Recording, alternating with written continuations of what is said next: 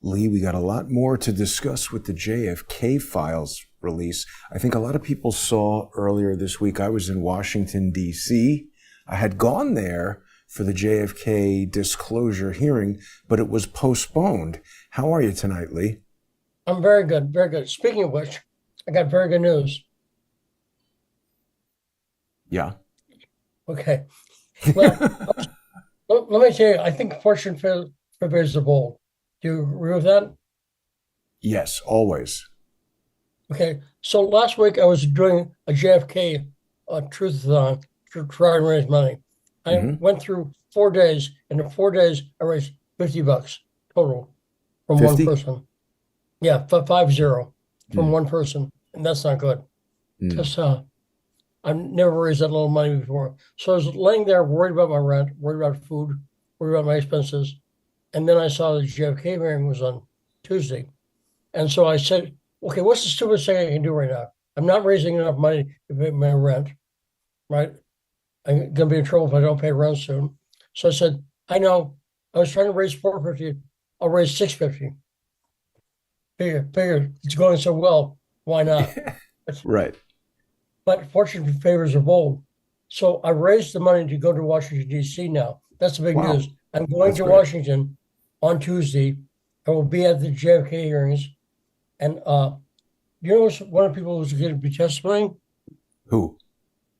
Jefferson Oh, Morley. wow. That's great. Ah, Uh, man. he's I'd rather have him testify than me, because first off, my voice, but Jeff really knows his stuff on this. And I was listening, I appreciate you mention who Jeff Morley is, uh, Jason. He is the curator of the JFK Facts website. Well, I guess it's a Substack now. It's a website Yeah. still. But also, he's just an author and definitely one of the most knowledgeable people about the history and all of the known evidence of the JFK assassination. And so, I was going through my files. When I first interviewed him, guess when it was? Uh, I have no idea. November 2017. Hmm. So I've been very worried about this JFK issue for a long time, Yeah. Almost 10 years. And the second time I interviewed him was November 22nd, 2017. We had him on first on the 15th, and then a week later on the 22nd, we had him. And of course, Uh-huh. that's the JFK assassination Right. date.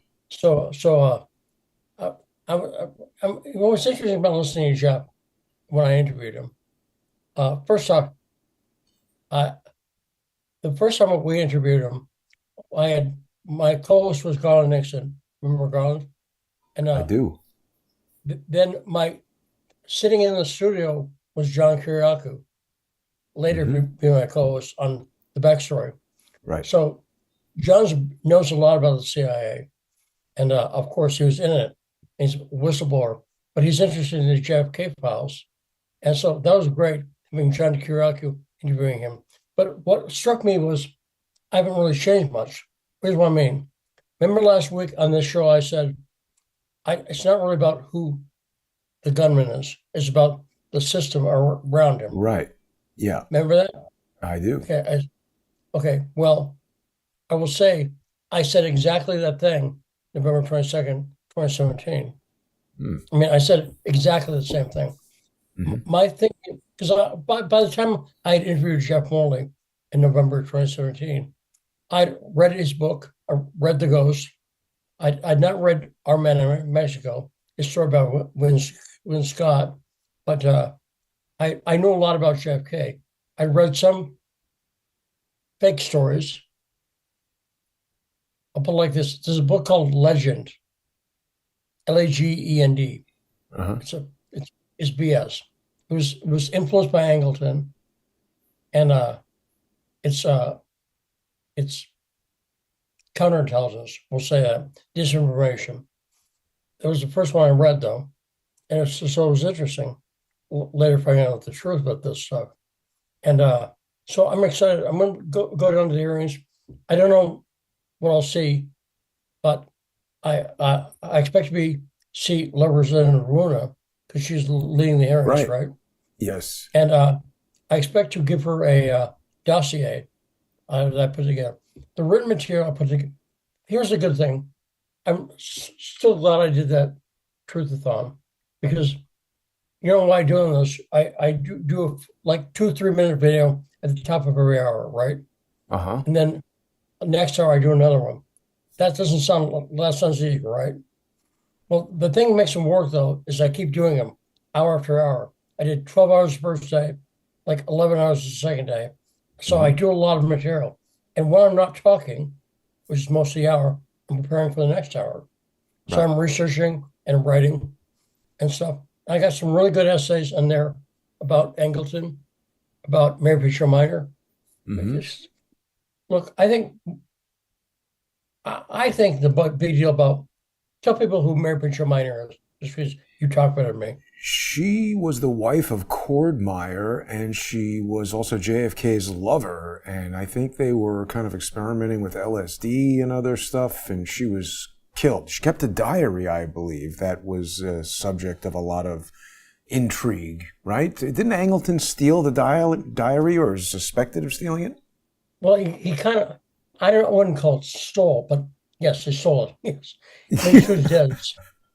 Can you steal someone's a dead person's diary? No. Who did the diary go to? I would say maybe her family, right? But her family okayed it. Her family's the one who had it given to Angleton. That's why I say I don't know if you could get him on theft, but it was Right. real. He did something strange with it, though. He took it. He took it. Yeah. Immediately went to take the diary. And Right. so Mary Meyer, first off, she was 100% JFK's lover. I mean, Yeah. that's not conjecture. That's not maybe. It was also not wrote letters, disputed. There's books about it. right. Uh, he wrote letters to her, and do you know she has a sister named Mary Pinchot Meyer. Her family was kind of famous American aristocracy. So one of her, I forget, I think her father or grandfather was governor of Pennsylvania, for instance. And Mary Meyer has a sister named Toni. Now, Toni. Toni married a guy named Ben Bradlee, who worked for Right. the Oops. the Newsweek at the time, and later went on to Wall head Street up the Journal, right? Washington. Oh, no, No, Washington Post. Right. Right. You can see him in a film called All the President's Men. Right. Who plays Bradlee's- Bradlee in that? He's a major. There's an actor playing him. I'm not sure it was. I think Jason Robards maybe. You can check on That sounds he's a right. character. He's a character. Yeah. I mean, in Jason the movie. Robards. Good Very call, good Lee. guess. See that? See, I'm brain damage, but only as Still far as there. I'm involved. Yeah. Well Right. done. Good call. I like Jason Robards. He was a good actor. I think he's got to be dead, right? I think so, yeah. And Jason Robards, I thought, was a very good choice for that. Physically, Yeah. he sort of looks like him. He's also got that gruff thing that Ben Yeah. Bradlee's got. Yeah. So the reason I think that's significant is I was also talking about Peter Dale Scott. Peter Dale Scott. Now, do you know about Peter Dale Scott? I mean, I've seen him speak and stuff, and I'm aware of who he is, but I can't say I know very much about him. So he coined the phrase deep state. Oh, yeah, right. That's his term. If you look at Peter Dale Scott, his book called Deep Politics and the Assassination of John F. Kennedy. You look it up. So he's really informed my thinking a lot. I had a piece about Peter Dale Scott too, because again, he's not focused on like who pulled the trigger. That's Right. He's focused on the system around it, and Morley said the same thing. And so Peter Dale Scott really influenced my thinking on not just JFK, but the whole system. Now, when he talks about the deep state, who does he talk about? See, a lot of people at this point will go, well, FBI, CIA, right? He goes beyond that. Yeah. He goes groups like the FBI, CIA. He also includes organized crime. right? Yep. It also includes the media. Mm-hmm. So Ben Bradlee, his sister-in-law is murdered. Mayor Pinchot Meyer is murdered. He gets a mysterious call from Japan that night. He doesn't say who it is, but he describes this in a video that I posted on my Patreon. And also, by the way, all the stuff I did on Patreon was all posted free. You have to be a member, but I posted it free because I want people to see this. So we did a podcast about this, and we included a clip of Ben Bradlee. So he gets a call from someone in Japan. It says, "You have to give Mary's diary. She wanted hidden." That's what they said, but she didn't tell him that. You see what I'm saying? Why Japan though? That's strange. The first thing that comes to my mind when you say Japan is that Lee Harvey Oswald was working at a radar station in Japan at one time. Yeah, I don't think that I don't know who it is. I've never really researched it, but Owl Killer is in the house, Lee. Going back to the old days. Welcome, Owl Killer. Owl Killer. Yes. Yep. Great to see you. So Mary Pinchot Meyer. They get the message from Japan. He got a call to say get the diary. When they went to her place, Angleton was there and was picking locks. Now, if you're a journalist, what should you do at that point? Maybe report that there's somebody there breaking into the house. Seems suspicious. She knew Angleton, but I'd still say, well, she said, you should report it. Look, if you died murdered, right? And I went to your house. Look, if someone, let's say your father came over to your house for some reason, and I was there picking your locks. It wouldn't go unnoticed. Right, and I were saying, no, Jason and I were friends. Right. At that point, that's in question, I think. Right? Right. Yes, absolutely. Or even if you are friends, like what the hell are you doing picking the lock when the person's in there dead or just died? And so here's what else he could have done. He could have written about it. He never wrote about it until near the end of his life when he wrote his biography. So that's why Peter Dale Scott says the media is part of the deep state. And in this case, and guess what happened to, I'm trying to think when this happened. The next year, I think, guess what Bradlee got? He saw Angleton there. He didn't report. He didn't say anything about it. Then he became the editor of the Washington Post. Boom. Exactly right. And I call that payback, right? Yep. And this is why I think, see, again, I don't want to sound macabre, but I don't think the murder of Mary Meyer is the big deal. It's it's the network that had that done. You're right, because it's just some trigger man. It's just a criminal who is essentially irrelevant. That's not the person who made Ben Bradlee the editor of the newspaper. That's a huge apparatus. And then Ben Bradlee went on to take down Nixon. Okay? More deep state stuff. Right, because Nixon was trying to get rid of, Nixon didn't trust the CIA. And again, a lot of people say, well, Nixon's not great. But look, try to pretend you don't know about Nixon and Watergate. Try to pretend for a second. Because first off, Watergate, who was one of the burglars, the plumbers at Watergate? G. Gordon Liddy, what's his name? Howard Hughes? No, Howard. E. Howard Hunt. Hunt, right. E. Howard Hunt. That's the video, yeah. You should play it a little bit, Jason. Yeah. That's the safe. Well, let's play this, Lee, when we go over to the sponsored section on patreon.com/Stranahan and also on odyssey.com/crowdsourcethetruth, crowdsourcethetruth.substack.com, and the others. We'll play it there because it's just, YouTube, you never know what they're going to do to take it down. And this is a good clip for us to look at. Right, absolutely. So I'm saying the system, look, the fact that he went on to take down Nixon, right? I mean, Bradlee's was the editor, and furthermore, who else did it? Bob Woodward. So in the podcast I did, that's up on my Patreon now, and it's free, and it can just be a member. John Kiriakou was talking about when he worked at the CIA. One day he was in his office and he looked out and saw Bob Woodward walking by, unescorted at the CIA. Wow. And he asked his boss, I include that clip too. I said, is that Bob Woodward? And she said, yeah. She said, what the fuck is Bob Woodward doing here? She said, you didn't hear? And John said, hear what? The director wrote a letter. Bob Woodward's working on a book. Everyone's got to cooperate with him. Wow. And John was like, I don't want to. So that tells me Bob Woodward, naval intel. Right. And pretty good access at the CIA. Right. I mean, could you walk around the CIA even if you got in? No. Just unescorted? No, of course not. Get shot or something. Right. And so that tells me about the connection. We have Bradlee, who hid the diary. We don't know why. Again, we really don't. I mean, he says it was because it was private. Not a good reason. Yeah.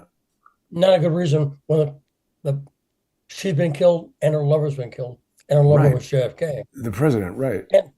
And one thing I say, I want to point out, this was not a Monica Lewinsky affair. It was not, he brought her in the room and was just, okay. No, it was like an ongoing relationship. Yes, they met each other in the 30s, I think 1939, when she was going to church school, and they're in prep school together. Yeah, weren't they like going to the prom or something like that? Yes, and she was kind of the one who got away, if that makes sense. Right. And then they kept being in the same circle. And I point that out because, like, if you're Bill Clinton, I'm not knocking Monica, by the way, but that was a very transactional relationship, okay? She'd come in and do her thing, and she'd leave, right? Pretty much, it seems. No, right. So I would say with someone like that, I'm not saying I'm not saying anything bad about her, but that's not close connection. I've talked before about one thing I love about you, Jason. I've known you for so long. You're one of the few people I trust. Doesn't mean we always agree, but I know you're not a setup. I mean, everyone else in Washington I met like 10 years ago, or 15 years ago. Right. So I only trust them so much. So she's someone who Kennedy'd known for decades, right? Right. And when they moved to D.C., actually, JFK and Jackie lived next door to Mary Meyer. Wow, that's so crazy. Mary Meyer used to go on walks with JFK. So I'm pointing out that they're close. Therefore, he's going through a lot of stressful stuff. This stuff with Israel. He was arguing with Ben Gurion about the Dimona nuclear plant. It was like again, that's confirmed. We know that for a fact. He was also fighting with the CIA. I was very mad about the Bay of Pigs. And so what I'm saying is, I hope this makes sense. When you're under that kind of stress, having someone you trust and are intimate with. Right. You see what I'm saying? She's, in a sense, someone he could be sexual with, but also someone he trusted. Therefore, he could, be laying in bed after. I'm making this up, obviously, but afterwards going, oh, fucking Ben Gurion or whatever. You see what I'm saying? Yes. Yeah. And it's actually the basis for a story I got working on, a fictional story where I think I told you about this before, where JFK doesn't get killed. Instead, Jackie gets shot. Whoa. And they miss JFK and they kill Jackie. And then it's like an alternate history story, like The Man in the High Castle, that kind of thing. Yeah. That was a cool show. There's a Stephen King movie, I think, where the guy goes back in time and stops Oswald from shooting. 11/22/63. Yeah. I like that book. But what happens in mine is Jackie gets killed, and then JFK marries Mary Pinchot Meyer because she's divorced, and now he's widowed, right? And so I've got scenes where they're laying in bed smoking weed in the morning. You know, But there are like recordings or writings where he's talking about doing LSD with her and all kinds of stuff. And then I just heard for the first time, I don't know if this is new or old, but it was a recording of Jackie Kennedy calling the White House, speaking to LBJ, and he's saying things like, "I love you," and all kinds of weird stuff. Have you heard that? I've not heard that one, no. I couldn't believe it. So for sure, we know they had pot, that was reported. Timothy Leary, the LSD guru in the 60s, he wrote a book called Flashbacks. In his book, he said that Mary Pinchot Meyer, who he knew, gave LSD to, he believes, Kennedy. Yeah. I don't remember which book I read that spoke about that, but I do remember reading that. Here's a fact check. Tommy Chong says JFK smoked cannabis in the White House. That's true. I think that's very established. I believe he did LSD with her because actually, a lot of people were doing LSD at the time. When I started to deal with this JFK stuff online last week, I was posting bunches about acid. Now, not just because I've done it and kind of like it, but acid is an interesting drug because the CIA at first thought they would use it to control people's minds, make them violent.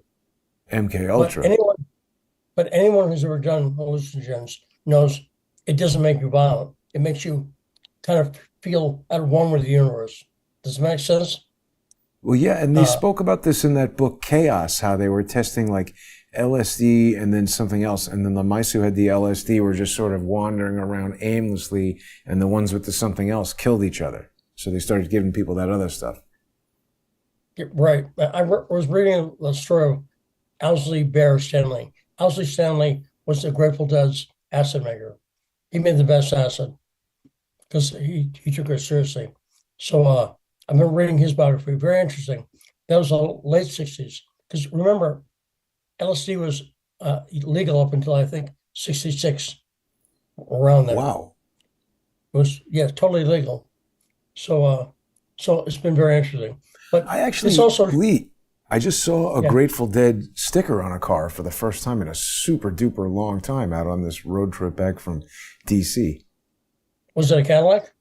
No, it was like a pretty nice new like Jeep with the Grateful Dead sticker. I was thinking, I don't know, it's a good way to get the cops to pull you over. Well, the cops are probably Dead fans at this point, or like. Remember my producer, Rod's a smart guy, but he did not know what a deadhead is. Wow. They don't have them in Philadelphia. I don't know, but I think he's of an age where it might not be. That's true. He was younger. Now, Lee, we're just about at the end of our segment here. We're going to be making our way over to the sponsor exclusive portion of the show. People will be able to join us if you're not yet a sponsor on patreon.com/Stranahan. Right now is an excellent time to do that. Lee has all kinds of content up on the page. A lot of it is available for free, but it's important to support independent journalism, help Lee fund his trip to the JFK assassination hearing, and visit patreon.com/Stranahan. You're also going to be able to get it, of course, if you're sponsoring on odyssey.com/@crowdsourcethetruth, crowdsourcethetruth.substack.com, or subscribestar.com, or patreon.com/crowdsourcethetruth. Take us out, Lee. Okay, Jason, I've got a prediction. Yes. You'll not know the name, I can tell you. You know a lot about JFK, but I guarantee you don't know this name. Which one? I'll tease it. It's French. I'll leave it there. The press secretary? I don't know. We'll be back in just a moment. But he's French also, right? Pierre Salinger. We'll be back. Stay with us, everybody. Thanks.